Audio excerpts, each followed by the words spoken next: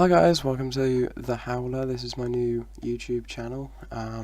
Thank you very much if you're watching. Obviously it's always good to have views on the first video. My channel is going to mostly be revolving around photography, but we'll probably have a bit of gaming in there as well, and some technology reviews. But we're going to get straight in there with photography to start with today. The first video I'm going to do is just look into some things that everybody has the capability to do, but I don't know whether many people know just how to do it. So what I'm talking about here is the editing of photos that you take on your phone. So we've always got our phone with us. We always take photos wherever we go on our phone, and usually we upload them to the gram, or we put them on Facebook, or whatever you do with them. You want them to be good, and while you may take a great photo, the camera quality on iPhones and Androids nowadays are particularly good. There's only so good a photo can be without it being edited properly. And a lot of people say, well, I don't have Photoshop, or I don't have editing software. You don't need these expensive editing equipment or editing software. iPhone is what I've got. I've got an iPhone 5S, and the editing software that's actually built into the Photos app is actually pretty good. It's a strong starter if you want to just learn basics about how to edit photos and make them look not necessarily look good, because they might already be good, but to make them look better and just a little bit more professional. So I've just done a short screen capture video on my phone just to show you just a bog standard photo that I took at Norwich Castle Museum. It's of a stained glass window. It's nothing spectacular. I don't really know why I took it. I just thought the stained glass looked quite cool. But unfortunately, because of the light conditions outside, you didn't get that full effect that you should get with stained glass windows, with the light coming through and the bright colours, and it looks a bit dull. So I'm just going to show you guys how we can make this photo look better. Alright. Obviously, before we get started, please subscribe to the page. Drop a like on the video if you think it was good. Equally, if you didn't think it was good, don't just give me a thumbs down, give us a comment why. And equally, if you did think it was good, tell me why. Obviously this is my first video. I want to make sure that we make better ones in the future, and that the channel continues to grow. So let's get straight into it. So I've got here just a standard photo. Like I said, it's a stained glass window at Norwich Castle Museum. Now it's not particularly sort of bold. It doesn't really stand out. I mean, I think it looks quite cool, but it can be made a lot better. Now, a lot of people, I've seen photographers and people on Instagram, they'd quite happily put a photo like this on with a filter, and hashtag it as Norwich Castle or whatever, without realising that actually they've got the tools right in there in the phone that they're using to post it to actually make it much better before they do that. So I'm going to show you how to do that. So in the top right hand corner on your Photos app, you've got a little button that says edit. Okay, so we're just going to click that edit button. Now, I don't want to be teaching people to suck eggs, but there are a lot of people that don't know about this. It's actually quite hidden. Once you get to this point, there's several things that you can do. You've got up in the top left hand corner, you've got a red eye remover, but obviously for this kind of photo you're not going to need that. In the top right hand corner you've got a auto enhance button. Now I've just clicked that, and you'll know it's worked because it'll go yellow. If you want to see the difference it's made, because personally I don't think it does an awful lot, all you have to do is hold down on the photo and it will show you the original, and then press it again and it will go to the auto enhanced one. So here we've got the original and then the enhanced. So it's basically just made it a little bit brighter, not done an awful lot. So I'm going to turn that off and go through how to manually edit this photo. So the first thing I'll always do is I'll always go to the crop and rotate section. So that's this one down here. You can see it highlighted there with in the white square. So you can see down here you've got your angle adjuster, so you can turn the photo. You've then got this button here which just automatically rotates it at 90 degrees at a time. You've then got a ratio as well, so you can change it to a ratio that you like. To be honest, I usually keep it how it is and I'll manually use it, so I will straighten it up with the angle adjuster. And then what I'll usually do is frame it as I want within the crop box. So there's these annoying little blue edges there which weren't quite even, so I've just cropped those out just to even it up a bit and make sure that it's as parallel as it can be, because a lot of people don't realise that framing of a photo is actually one of the most important things. If your photo is not framed correctly and its proportions aren't right, it's not going to look good. Okay, so we've done that now. So I can come off there. So the middle button, you've got a selection of filters. Now some of these can actually be quite cool. You've got vivid there, which sort of just brightens everything up a little bit. You've got vivid warm, which gives it a kind of an orange hue. And again, you've got vivid cool, which does the opposite. It gives it a bit of a blue hue. You've then got dramatic, dramatic warm, dramatic cool. And then you've got your options of your three different kinds of black and whites: mono, silver tone, and noir. To be honest, I tend to leave these until after I've edited the photo, because if you edit it with the filter on and then you decide to change the photo won't look right, because you've edited it based on a particular filter being applied to that photo. So I would usually leave it until after we've done the editing. So the button you want to do the majority of the editing on the photos that you have on your phone is the button on the far right next to done, this one here, which looks like sort of a little knob with sort of dots around it. Now this is your adjust section, so you can adjust all aspects of the picture here. You've got light, colour and black and white. What most people do is they click light and then they just adjust the light. They make it brighter or darker. However, there is a whole section there of different things that you can adjust, okay? And all you have to do to get to that point is you just press the little drop down arrow on light, okay? And then you've got a whole section. You've got brilliance, exposure, highlights, shadows, brightness, contrast and black point. All quite basic editing tools, but really important. They can make everything a lot better. First thing I always adjust is exposure.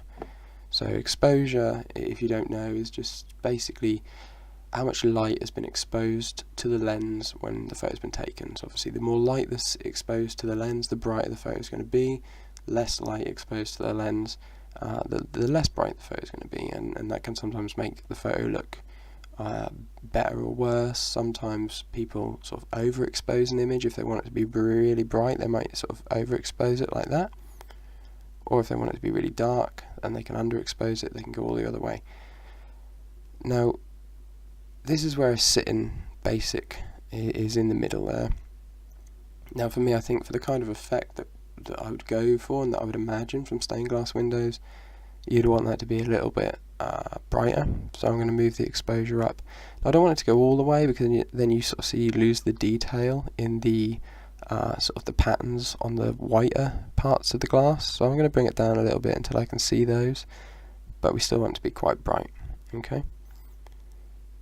If we then press the button to the right of the word exposure with the three dots and the three lines, it'll bring us back to our menu with different adjustments we can make. The next thing I will do is highlights. Now, highlights refer to the brighter parts of your picture. So any of the whites or the bright yellows, any sort of sunlight, they'll all be included in highlights. You can do one or two things with the highlights. You can either make them brighter or you can make them darker. Now, for a photo like this, where we've got a lot of natural light coming straight through the glass, you're going to want to bring these highlights down, because what that does is that will reduce the brightness on that, and it will bring out more of the detail. So if you see here, if you just watch the yellow on the stalks of the flowers and the details there, this is where we're sitting at the moment. And if I bring it down, as I gradually bring that down, they get so much more colourful because there's so much more detail in there. So that's what you do with your highlights. Usually you'd want to bring them down to get the most detail out of those. The next one on the list is shadows. Basically the opposite of highlights. So the darker parts of your pictures, what do you want to do with those? Are you wanting to make them really dark, or are you want to bring out the shadows? Now this one, with the highlights, because the photo was so bright when they were on that white section, I brought them all the way down. But with this, with the shadows, if I bring them all the way up, it's going to be too bright, and equally if I bring them all the way down, it's going to be too dark. With the shadows, you want to bring them up a little bit so you get more detail. If you see the red ring around the badge in the middle there, this is where we're at as standard as it was shot. If I bring it up, you get more detail out of there. I'd say probably about here is fine. If I start to go more, we start to get a bit of a white haze, so I'd say about there is a good amount.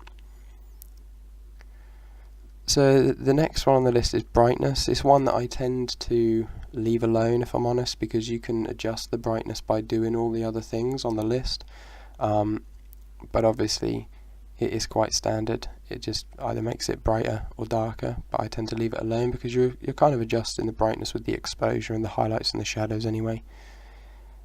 The next one I tend to do is the brilliance, which is the one right at the top. Now the reason I don't do this first is because it's quite hard to judge the exposure after you've done the brilliance, because the brilliance will basically it gives the photo a kind of a pop. It makes the photo stand out a lot more. So if you bring the brilliance down, everything gets much darker. If you bring the brilliance up, everything sort of has a glow to it. Now I think this looks really good on the stone glass effect. If we bring that brilliance up, it makes everything a lot brighter, more colourful, and gives it a lot more of an impact. So we're going to bring the brilliance up on there. So like I said, we leave the brightness alone. The next thing is contrast. Now contrast is basically how strong of a difference there is between different colours and different brightness. So if you have a low contrast, you're not going to see much of a difference, and frankly it makes it look god awful disgusting. With photos like this where you've got a couple of different colours and you've got quite a mix of really bright light behind the glass and the black and colours on the glass, if you turn the contrast up, that actually makes that look really quite cool, because you've got like a real big difference between the whites and the colours. So this is what we're at standard. That's about where I would go. Just like I said, it just gives it a bit more of a pop. Finally, you've got your black point on there. Now the black point is at what point the blacks start to stand out. So if you turn your black point down, the blacks on your photo, they'll appear more grey. If you turn the black point up, the blacks on the photo appear more black, and they're a darker, stronger black. Okay, so if you put it all the way up, it starts to look like it's been sort of smeared with charcoal. If you put it all the way down, it kind of looks like it's foggy. I think we're actually kind of almost where we want to be with that as it was anyway, but I'm just going to put it up a couple of bits just to make those letters in the middle stand out a little bit more. Okay. You've then got colour, and again there's a section of 3 additional sort of hidden sub-adjusters under the colour section. You've got saturation, contrast and cast. Now the saturation is basically how much colour is in the photo. So we have our standard amount of colour. If you turn the saturation down, it starts to make the colours weaker and weaker until the point that it turns black and white. Okay, so if you want a really sort of gentle photo somewhere between black and white and colour, you can sort of do that with saturation. Sometimes that can be a cool effect. Personally, it's not one of my favourites. In terms of this particular photo, again, we've got some lovely reds and yellows on there. We want to make sure that they stand out. just going to turn the saturation up a little bit, and you get that lovely, bright colours. In terms of the contrast, this is more to do with contrast between the colours as opposed to contrast between the light and the dark. So if you turned the contrast up, it would make the colours stand out more. To be honest, we've already adjusted the contrast quite a bit, so it's not having a huge amount of an effect. So I'm just going to leave that as it is. I'm not going to do anything with the cast today. That kind of just adjusts what is the predominant colour. Is it sort of the colours on the blue end of the spectrum, or is it colours on the red end of the spectrum? I'm just going to leave that where it is for now. The final one is black and white. This only makes an adjustment to the photo if you've set the photo to a black and white filter. There's no point trying to change the black and whites of the photo if you're doing a colour photo, so we'll leave that for now. If there's anybody that wants to see how these black and white effects work, I can always do another video on how to edit black and white photos on the iPhone, on the editing section of the Photos app. I'd be happy to do that, that's fine.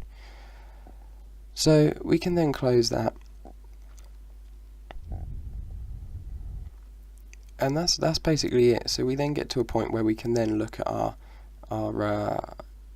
filters and see, is there something that we think that would work. To be honest, I think it's already quite powerful. You will find more that perhaps you use filters less if you do this method, because by editing your photos you're getting a desired look that you want without having to put a filter on it. So to be honest, there's not really any of these filters that I think I would want. Maybe the dramatic one, that one's not too bad. Yeah, we'll put that one on there. Okay, so this is the photo now. Let's have a look at it compared to the original. So this was the original, and that's the edited. So you can see it was much darker. You can hardly make out the details on the window and in the ring. And now we've got a much more colourful, dominant and powerful image. You just click done. There it is. All ready to post on Facebook, Instagram, wherever you're going to put it, and make sure that you've actually got the best out of the photo that you've taken. Thank you very much, guys, for taking the time to listen and to watch the video. Like I said, please subscribe, drop a like, put a comment on, whether they're good or bad, just make them constructive. If anybody has anything photography related that they've always kind of wanted to know about, or they want to improve at, or have a tutorial for, let me know in the comments, and I'll do my best to make a video for you. Okay, thanks guys.